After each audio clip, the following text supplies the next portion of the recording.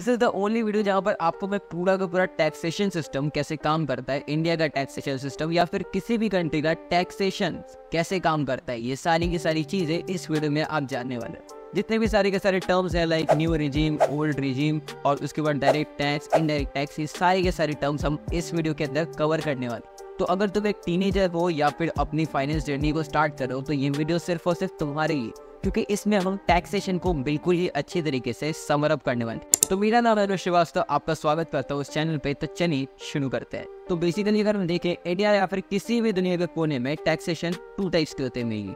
First is direct tax and second is indirect tax. तो आओ इन दोनों को मैं बहुत ही अच्छे से आपको एग्जांपल के साथ समझाता हूँ। अब स्टार्ट करेंगे इनडायरेक्ट टैक्स से। इनडायरेक्ट टैक्स मतलब आपको एक सम ऑफ टैक्स किसी भी गुड्स को परचेज करने पर उसे पे करना पड़ेगा। इसका बहुत ही बड़ा एग्जाम्पल है या बहुत ही अच्छा एग्जाम्पल है tax like GST, good service tax. अब इसको हम कैसे सम अप करके समझेंगे एग्जांपल के साथ आपको बताओ। मान लो आपने 100 रुपए का एक चॉकलेट बार खरीदा है, अब उस पे आपको 5% का जीएसटी पहले से पे करना पड़ता है। मतलब जो 100 रुपए उसका प्राइस है उसमें ही 5% का जीएसटी पहले से इंक्लूडेड है। अब अगर उसी 100 रुपए की चॉकलेट को एक बिलियनर खरीदेगा तब भी उसको भी 5% का ही टैक्स पे करना पड़ेगा। मतलब आपकी इनकम कितनी है ये इस पे डिपेंड नहीं करता कि आपको कितना टैक्स पे करना पड़ेगा। सबके लिए टैक्स इक्वल है। आप भी जितना टैक्स पे करोगे उतना ही देश का प्रधानमंत्री भी उसी चीज पर टैक्स पे करेगा। अब जीएसटी जो है वो कहीं पर भी हमेशा इक्वल नहीं रहती। कहीं पर 5%, कहीं पर 12%, कहीं पर 18% और कहीं पर तो 28%। अब जीएसटी के इतने सारे वेरिएबल्स क्यों है, इतने सारे अलग अलग परसेंटेजेस क्यों?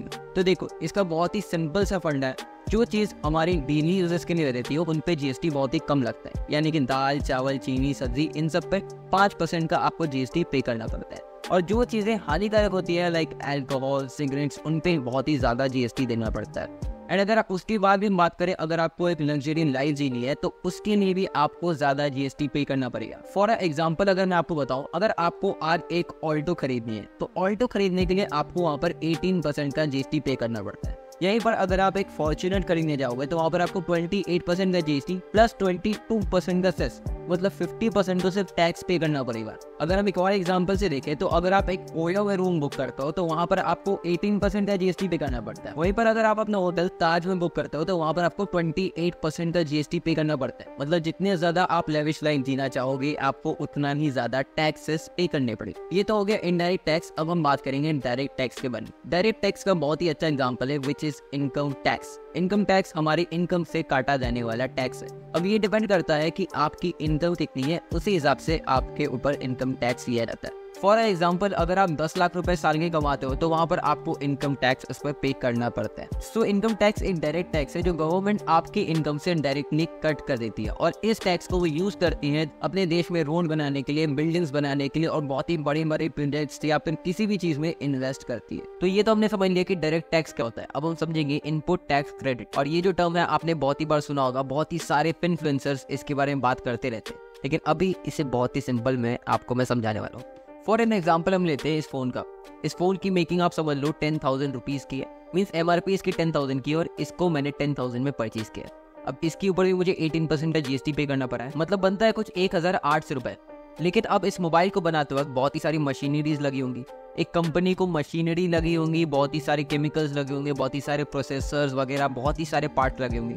अब इन पार्ट्स को खरीदने के लिए भी कंपनी को जीएसटी पे करना पड़ा होगा। मतलब इस फोन को मैन्युफैक्चर करते वक्त जितनी भी सारे खर्च आ रहे उस पे जीएसटी जो है उनको कंपनी को रिबेट मिल जाता है। मतलब ये जो जीएसटी है जो इस मोबाइल को बनाते वक्त लगा है वो तो आपको पे कर रहे हो पहले, और उसके बाद जब आप इस मोबाइल का एक फाइनल प्रोडक्ट बना के इसको बेच रहे हो तब भी आपको जीएसटी पे करना पड़ा है। तो एक प्रोडक्ट को बनाते हुए आपको 2 बार जीएसटी पे करनी पड़ी है, लेकिन तभी आप एक पुराना वाला जीएसटी क्लेम कर सकते हो। मतलब जो आपको मशीनरी वगैरह पे जीएसटी या फिर किसी भी टाइप का टैक्स पे करना पड़ा है वो आपको रिबेट मिल जाएगा। और इसी सिंपल से टर्म को हम बहुत ही ज्यादा कॉम्प्लिकेटेड बना के बोलते हैं इनपुट टैक्स क्रेडिट। अब जो डायरेक्ट टैक्स रहता है लाइक इनकम टैक्स, इस पे भी बहुत ही सारे एग्जेम्पशंस रहते हैं। मतलब ऐसा नहीं कि आपने आज 1 रुपए कमाए तो 1 रुपए पे ही आपको इनकम टैक्स पे करना पड़ेगा। हर कंट्री आपको थोड़ा बहुत रिबेट या एग्जेम्पशंस देती रहती है। लाइक अभी हमारे इंडिया में जैसे 7 लाख रुपए पर कोई भी टैक्स नहीं है इन न्यू रेजिम। अब ये new regime and old regime क्या है वो भी बताऊंगा इसी वीडियो में, लेकिन पहले हम समझते हैं कि ये टैक्स स्लैब्स कैसे डिवाइडेड। तो देखो इंडिया में बहुत ही सारे ऐसे रूल्स है कि इतने से इतने की इनकम में आपको कोई भी टैक्स पे नहीं करना पड़ेगा। और ये जो टैक्स है बहुत ही सारे टैक्स स्लैब्स में बटा हुआ है। फॉर एन एग्जाम्पल अगर मैं आपको बताऊं तो 0 से 2.5 लाख रुपए पर आपको कोई भी टैक्स पे नहीं करना पड़ता। 2.5 लाख से 5 लाख रुपए पर आपको 5% का टैक्स पे करना पड़ेगा। 5 लाख से 10 लाख पर आपको 10% का टैक्स पे करना पड़ेगा, और ऐसे ही ये बढ़ते रहते। सो इसी तरह आपकी इनकम जितनी ज्यादा इंक्रीज करती है आपको उतना ही ज्यादा टैक्स पे करना पड़ता है। अब फॉर एग्जांपल हम लेते हैं, एक आदमी है जो 5 लाख रुपए साल के कमाता है और दूसरा आदमी है जो 6 लाख रुपए कमाता है। पहले आदमी को मतलब 5% का टैक्स पे करना पड़ेगा, तो दूसरे आदमी जो 6 लाख कमाता है वो तो दूसरे टेबल में चला गया, तो क्या उसे 10% का टैक्स पे करना पड़ेगा? तो 10% का अगर हम पकड़े तो वो बहुत ही ज्यादा हो जाएगा, तो ऐसे नहीं होगा। तो अगर हम देखें तो टैक्स जो है वो आपकी इनकम का कितना स्लैब में आ रहा है उस हिसाब से बांटा जाएगा। मतलब अगर 6 लाख पकड़े तो 6 लाख में 0 से 2.5 लाख तक आपको कोई भी टैक्स नहीं पे करना है। 2.5 लाख से 5 लाख रुपए पे आपको 5% का टैक्स पे करना है। अब उसके बाद जो 5 से 6 लाख यानी कि 1 लाख रुपए पे ही आपको 10% का टैक्स पे करना है। मतलब टैक्स आपको सिर्फ और सिर्फ अपने टैक्स स्लैब्स पे पे करना है, और आपकी जैसी की जैसी एग्जेम्पशंस रहेंगी आप वैसे ही अपने टैक्स का डिडक्शन कर सकते हो। तो अब अगर हम देखें तो टैक्सेशन सिस्टम जो है ये दोनों के लिए अलग रहता है। सैलरी पर्सन के लिए अलग और जो दूसरा बिजनेस करता है उसके लिए बिल्कुल ही अलग। जो सैलरी वाले पर्सन रहते हैं उन्हें अपनी इनकम पर ही टैक्स पे करना पड़ता है, और जो बिजनेस ओनर्स रहते हैं उन्हें अपने प्रॉफिट पर टैक्स पे करना पड़ता है। मतलब अगर किसी कंपनी ने 10 करोड़ कमाए हैं लेकिन उसका खर्चा ही 8 करोड़ का निकला तो उन्हें सिर्फ और सिर्फ 2 करोड़ पे ही टैक्स पे करना पड़ेगा। लेकिन यहीं पर अगर एक सैलरीड एम्प्लॉय रहा जिसने 10 करोड़ कमाए तो उसे पूरे 10 करोड़ के ऊपर टैक्स पे करना पड़ता है। और ये एक बिजनेस के पास एडवांटेज रहता है कि वो बहुत ही सारा टैक्स बचा सकता है। इस चीज से खर्चे में बहुत ही सारी चीजें आती हैं, लाइक मशीनरी, सैलरी, बहुत ही सारी चीजें आती है। लेकिन अब ये 1 साल में तो मशीनरी वगैरह का निकल गया, अगले साल क्या करेंगे? अगले साल उसी मशीनरी पे आप डेप्रिसिएशन आप चार्ज कर सकते हो। मतलब अगर आपने एग्जांपल 2022 में एक मशीनरी खरीदी है,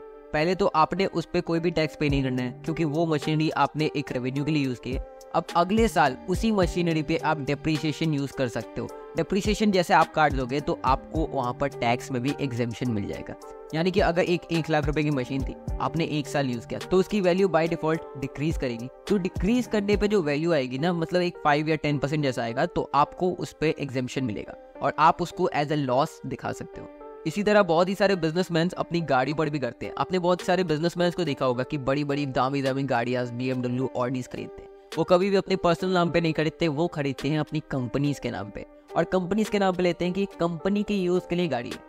अब इस गाड़ी का डेप्रिसिएशन भी होगा और खरीदने के लिए यहाँ पर बहुत ही ज्यादा टैक्स पे करना पड़ेगा, और ये जो टैक्स है वो उन्हें रिवर्ट के नाम पे वापस मिल जाएगा क्योंकि उन्होंने ये गाड़ी अपनी कंपनी के नाम में खरीदी है, तो वो उनके लिए एक खर्च होता है और रेवेन्यू पे कोई भी टैक्स पे नहीं करना पड़ता। तो ये तो हमने डिफरेंशिएशन कर दिया कि salaried and business taxation policy में क्या अलग अलग चेंजेस है। तो देखो इसमें चेंजेस बहुत ही टाइप के रहते हैं, लेकिन ये एक बेसिक सा चेंज है और या फिर एक बेसिक सा डिफरेंस है जो आपको मालूम होना चाहिए था। लेकिन अब हम बात करेंगे टीडीएस के बारे में। सो बात बिल्कुल सिंपल है, TDS is a type of taxation जो आपकी इनकम आते ही आपसे डिडक्ट कर ली जाती है और आपको साल के एंड में टैक्स नहीं पे करना पड़ता। जो आपका एम्प्लॉयर है वो पहले से ही आपकी इनकम से टैक्स काट कर आपको पैसे दे देता है, और वो जो टीडीएस है वो पहले ही गवर्नमेंट को पे कर देता है। और जब भी आप अपना आईटीआर या फिर इनकम टैक्स रिटर्न फाइल कर रहे हो तब आप अपने टीडीएस को वहां पर फाइल कर सकते हो, जिससे आपको टीडीएस पे रिबेट मिल जाएगा। अब बात करते हैं old tax regime, new tax regime. So old tax regime में सारे के सारे टेबल्स एक अमाउंट के हैं और न्यू टैक्स में कुछ एक अमाउंट के हैं। सो देखो अगर आपको ज्यादा डिडक्शन चाहिए तो वो आपको ओल्ड टैक्स रिजिम में ज्यादा अच्छे मिलेंगे, और अगर आपको डिडक्शन उतने ज्यादा नहीं चाहिए, एग्जेम्पशन ज्यादा चाहिए, तो वो आपको न्यू टैक्स रिजिम में मिलेंगे। वैसे उतना भी ज्यादा डिफरेंस इन दोनों में नहीं रहता है, आप जिसमें भी चाहो फाइल कर सकते हो। सो दोस्तों यही थे कुछ ऐसे टर्म्स जो आपको टैक्सेशन से जानना बहुत ही ज्यादा जरूरी थे। आई नो कि आपको यहाँ पर बहुत ही इजीली समझ में आया होगा क्योंकि मैंने आपको बहुत ही डिटेल से एग्जांपल के साथ एक्सप्लेन किया है। और ये जो कुछ छोटे मोटे टैक्सेशन टर्म्स आज हमने सीखे, ये बहुत ही इजीली आप अपने दिमाग में बैठा सकते हो। किसी भी अथॉरिटी से या किसी भी सीए वगैरह से इन सारे छोटे मोटे चीजों के लिए जानने की कोई जरूरत नहीं है। ये फाइनेंस का बेसिक्स है तो आपको टैक्सेशन का बेसिक्स भी समझ में आ गया होगा इस वीडियो पे। तो यहाँ तो हमने सारा का सारा बेसिक्स जाना, लेकिन अगर आपको इसके बाद जानना है कि कैसे आप एक डिटेल से आप टैक्सेशन को समझ सकते हो, तो इसके लिए मैं नेक्स्ट वीडियो भी ले आऊंगा। Just let me know in the comment section. तो आज के लिए इतना ही, मिलते हैं नेक्स्ट वीडियो में, तब तक के लिए बाय बाय।